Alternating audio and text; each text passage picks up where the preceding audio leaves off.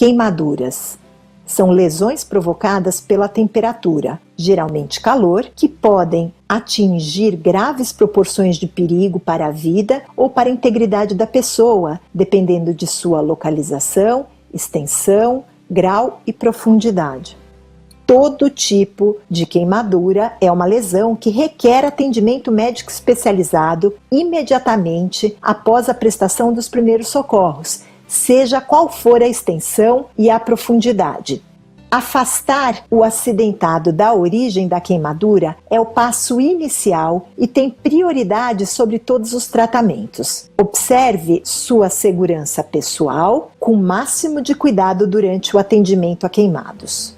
A gravidade da queimadura depende então da causa, profundidade, percentual de superfície corporal queimada, localização, associação com outras lesões, comprometimento de vias aéreas e estado prévio do acidentado. Como consequências, choque primário, neurogênico, levando a uma vasodilatação, choque secundário, fazendo uma hipovolemia, ou seja, uma diminuição do volume circulante, infecção bacteriana secundária à lesão, paralisia respiratória e fibrilação, choque elétrico. As queimaduras de primeiro grau são caracterizadas pelo eritema, que é um vermelhidão que clareia quando sofre pressão. Existe dor e edema, mas usualmente há bolhas. As queimaduras de segundo grau são caracteristicamente avermelhadas e dolorosas, com bolhas, edema abaixo da pele e restos de pele queimada soltas. São mais profundas, provocam necrose e visível dilatação do leito vascular. As queimaduras de terceiro grau são aquelas em que toda a profundidade da pele está comprometida, podendo atingir a exposição dos tecidos, vasos e ossos. Como há destruição das terminações nervosas, o acidentado só acusa a dor inicial da lesão aguda. São queimaduras de extrema gravidade. Na prática, é difícil de distinguir queimaduras de segundo e terceiro grau. Uma mesma pessoa pode apresentar os 3 graus de queimaduras, porém a gravidade do quadro não reside no grau da lesão, e sim na extensão da superfície atingida. Por este quadro, podemos ver os diferentes graus de queimadura com as suas diferentes características. Nessa imagem, podemos ver as camadas da pele, a epiderme, derme e o tecido subcutâneo. Quando nós temos uma queimadura de primeiro grau, normalmente ele atinge a epiderme. Quando nós temos uma queimadura de segundo grau, normalmente atinge a derme e a epiderme. E quando nós temos uma queimadura de terceiro grau, nós temos a pele inteiramente atingida, epiderme, derme e tecido subcutâneo. A inalação de fumaça é a principal causa de óbito precoce nas primeiras horas após a queimadura. O monóxido de carbono é um gás inodoro e incolor presente na fumaça do escapamento de automóveis. É a complicação causada pela inalação de fumaça a causa mais comum de morte precoce em vítimas de incêndio. A morte ocorre por lesão cardíaca produzida pela falta de oxigênio. O quadro clínico pode ser leve, com a presença de dor de cabeça pulsátil e falta de ar aos esforços. Moderada, com dor de cabeça, irritabilidade, tontura, visão diminuída e falta de ar em repouso. E severa, com confusão mental ou inconsciência, convulsões, parada cardiorrespiratória e óbito.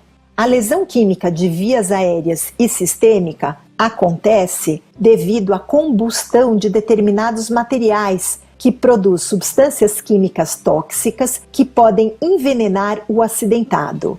Não adianta ingerir leite como tratamento para intoxicação por fumaça. As queimaduras térmicas são causadas pela condução de calor através de líquidos, sólidos, gases quentes e do calor de chamas. Nas queimaduras térmicas extensas ou profundas, é frequente evoluir para o estado de choque, causado pela dor ou perda de líquidos após algumas horas. Em consequência disso, devem ser tomadas as medidas necessárias para a prevenção do estado de choque. O acidentado deverá ser protegido por cobertor ou similar, colocado em um local confortável, com as pernas elevadas cerca de 30 centímetros em relação à cabeça.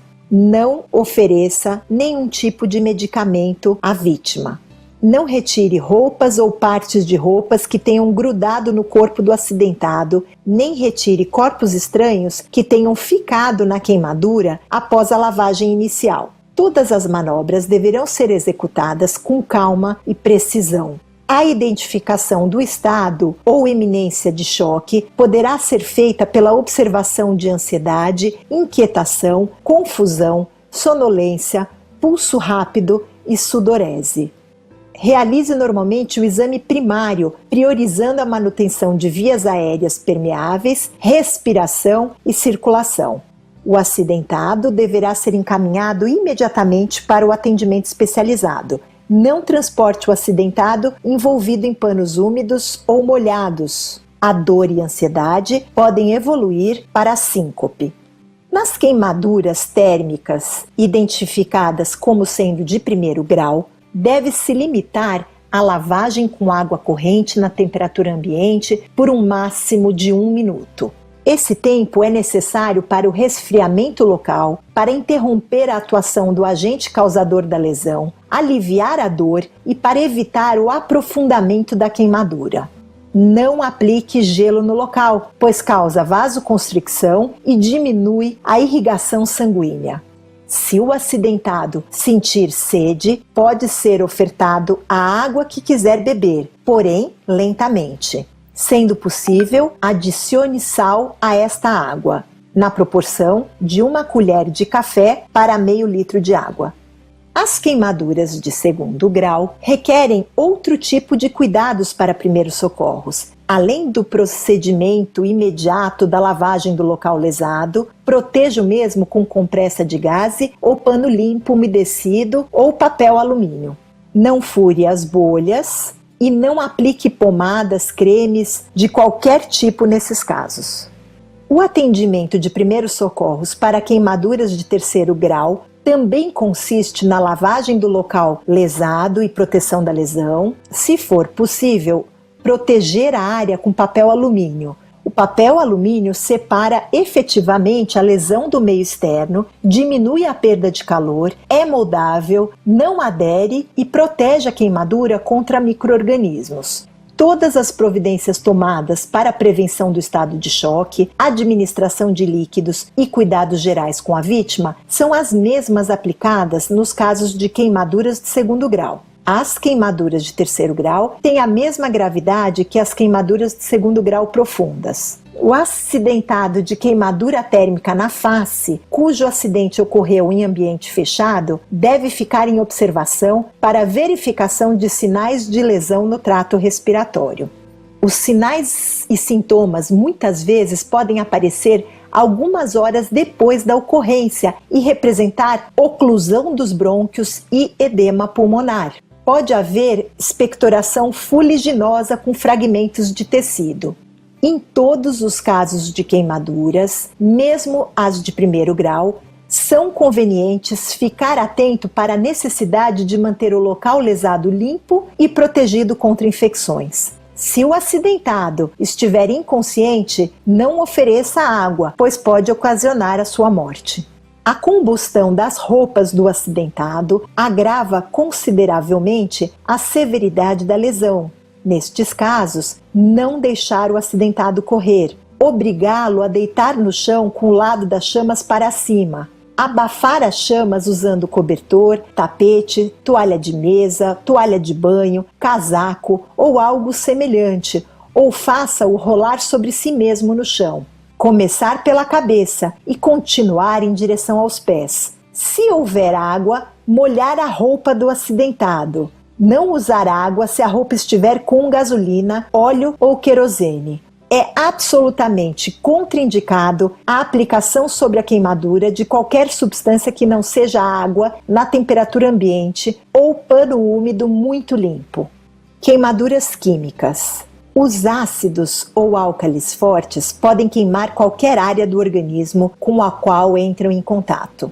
Esse contato é mais frequente com a pele, boca e olhos. Substâncias químicas podem queimar rapidamente. Como primeiros socorros, a área de contato deve ser lavada imediatamente com água, até mesmo sem esperar para retirar a roupa. Continuar a lavar a área com água enquanto a roupa é removida. A melhor lavagem é feita com o acidentado debaixo de um chuveiro. Pode também ser feita com uma mangueira, mas nesse caso, a força do jato d'água deve ser levada em consideração. O jato de água muito forte contra um tecido já lesado causa maior lesão. Em geral, a água deve correr por um período de tempo longo o suficiente para que possamos ter certeza de que toda a substância foi removida da pele. Frequentemente, o acidentado será capaz de dizer se a irritação parou ou se a dor diminuiu na medida em que a substância é removida. O tempo mínimo de 15 minutos tem se mostrado eficaz. As lesões das queimaduras ocasionadas por agentes químicos aparecem quase que imediatamente após o acidente. Há dor e visível destruição dos tecidos. Os cuidados são cobrir a queimadura com curativo limpo e transportar o acidentado imediatamente para um atendimento especializado. Queimadura nos olhos. Os olhos devem receber tratamento especial.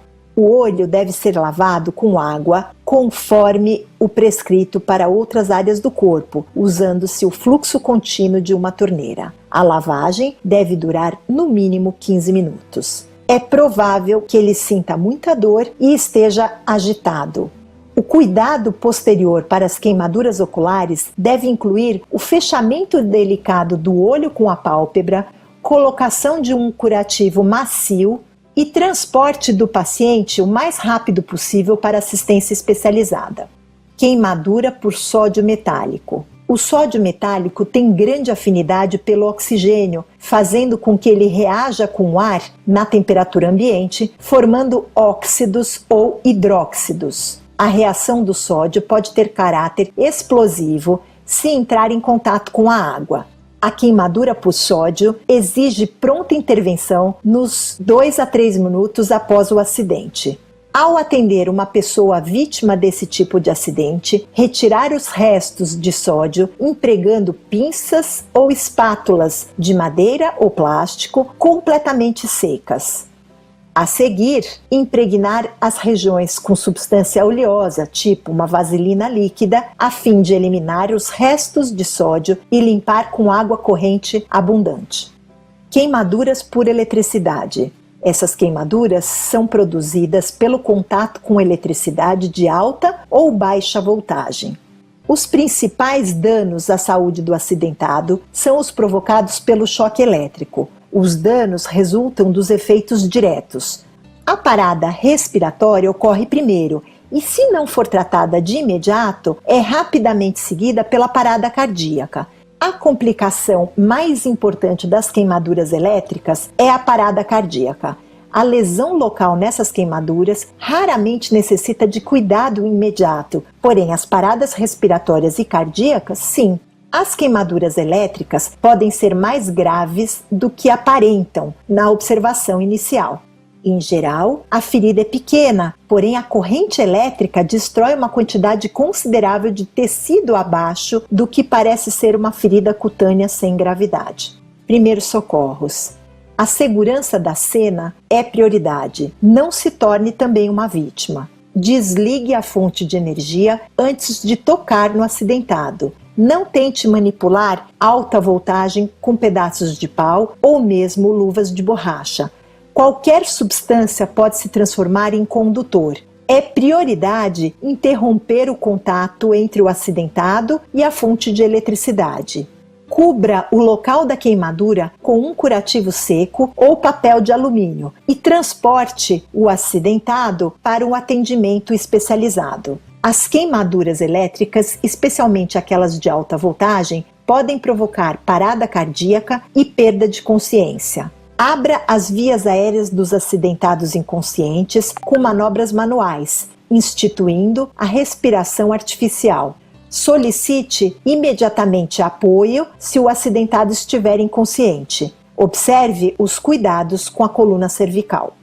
Queimaduras por frio ou geladuras. O frio também pode causar queimaduras e lesão nas partes do corpo expostas por muito tempo a baixas temperaturas ou a umidade excessiva. A exposição a temperaturas no ponto de congelamento ou abaixo deste, ou mesmo ao frio extremo, ainda que por curto período de tempo, pode causar geladuras. Podem ocorrer lesão tecidual local, delimitada e resfriamento corporal generalizado. Pode causar a morte por hipotermia, ou seja, diminuição da temperatura do corpo.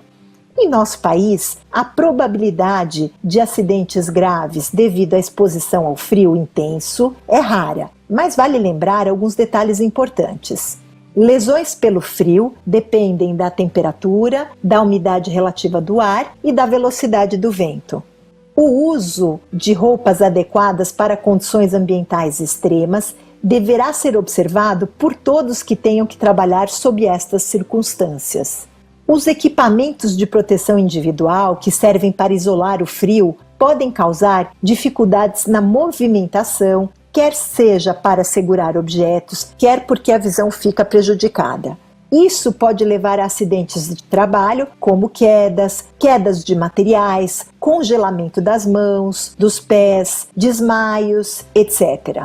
As luvas e as botas, com a umidade, podem congelar as mãos e os pés. O uso de cremes e óleos protetores para o nariz, lábios e face também são usados nessas condições. Dependendo do tipo de exposição ao frio, podem ocorrer as seguintes lesões: úlceras, pé de trincheira e hipotermia sistêmica. As lesões causadas pelo frio são extremamente dolorosas. Deve-se ficar atento para a insuficiência cardiorrespiratória em caso de hipotermia sistêmica, que é uma gravíssima emergência médica. Há risco de infecção grave no descongelamento de uma área lesada. O atendimento médico especializado deverá ser prioridade. Primeiros socorros. No caso de congelamento dos pés ou das mãos, leve o acidentado a um local aquecido e mantenha-o deitado. Retire imediatamente os equipamentos de segurança. Aqueça as partes congeladas com água quente, não fervente, ou panos molhados com água quente. Realize massagens delicadas para ativar a circulação nas partes próximas do membro congelado. Nunca massageie diretamente a parte congelada. Ofereça bebidas quentes como chá ou café, nunca bebidas alcoólicas. Peça para a vítima movimentar os pés ou as mãos para ajudar na recuperação da circulação. Em caso de desmaio em ambientes frios, retire imediatamente o acidentado do ambiente. Retire todos os equipamentos de segurança, incluindo a roupa. Nunca deixe o acidentado com as mesmas roupas. Cubra com um cobertor quente ou dê um banho de água quente. Leve imediatamente ao atendimento especializado. Obrigada e até a próxima aula.